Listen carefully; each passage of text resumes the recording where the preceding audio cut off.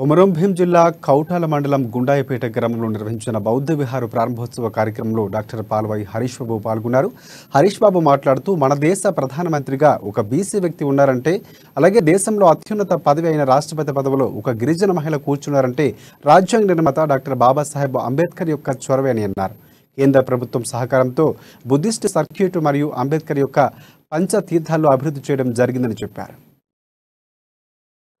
లుంబిని వనంలో పుట్టిన బుద్ధుడు ఇవాళ వివిధ ప్రాంతాల గుండా వచ్చి కుషీనగర్ ప్రాంతంలో మహాపరినిర్వాణం చెందిన ప్రాంతం.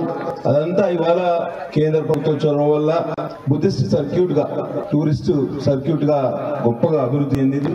ఇది భారతదేశ ప్రజలకందరికీ కూడా గర్వకారణం.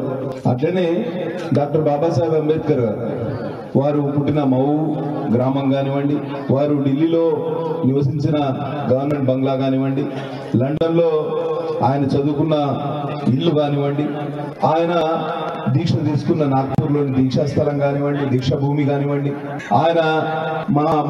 ఆయనను ఖననం చేసిన చైత్య భూమి కానివ్వండి, ఇవన్నీ కూడా ఇవాళ పంచతీర్థాలుగా అభివృద్ధి చెందినాయి. అది కూడా ఒకరిద్దరికి కాకుండా మొత్తం భారతదేశ ప్రజలకు ఇదంతా గొప్ప విషయం, మనందరికి గర్వకారణం.